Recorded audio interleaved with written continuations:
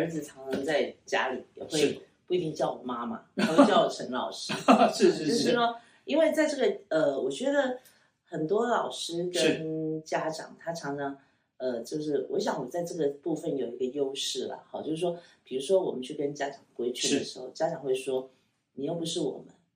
你不懂我的辛苦，可是我懂啊，因为我是里面的人，所以每次我都会说，谁比我更辛苦就站出来，就没有一个家长敢站出来，所以就会变成说，我们是真的理解他们的苦，他们的痛。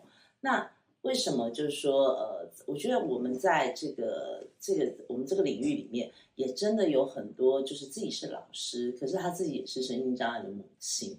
那在这个过程里面，我觉得。就是因为我们有一个2个不同的背景，所以我们在专业的领域上去观察了以后，我们比一般的家长多了一个理性。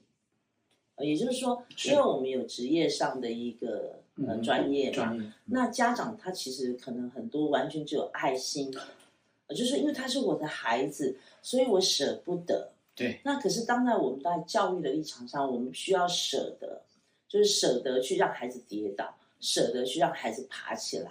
那我相信这个就是我们跟我们又多了一重身份的这个原因。所以我想，我们的孩子在我们这个双重的一个，就是应该是感性跟理性的兼备之下，他们才有机会，就是可以超越，就是一般家长的一些魔障。就是说，我们都常说，因为家长太爱他的孩子。舍不得他的孩子跌倒，可是有时候我们就是要有勇气让他去跌倒，然后有勇气只是看着他站起来，而不能真的用手去扶他起来。我觉得这个东西是很重要的。那所以我就才会说我都是出一张嘴，就是我会痛在心里，但是我的这个口气就是需要他让他很理性的站起来。那这个部分我觉得是当然很多家长会说。这不可能，这太难了。所以，常常有人都跟我说：“哎，怎么样可以复制陈颖君老师？”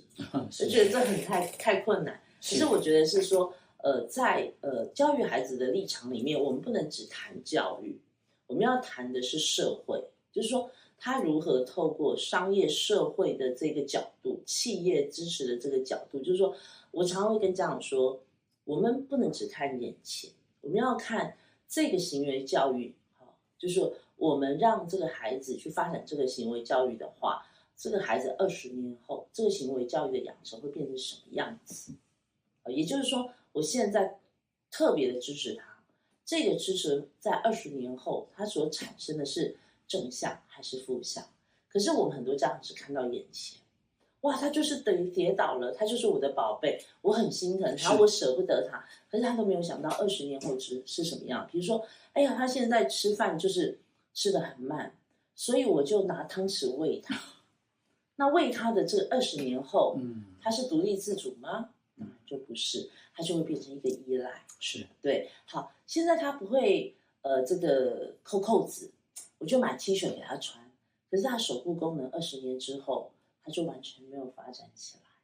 比如说很多家长说啊，他不会绑鞋带，我就给他买子母带的鞋子，因为好穿快。可是你就缺乏让他打这个蝴蝶结的练习，他精细动作就没有。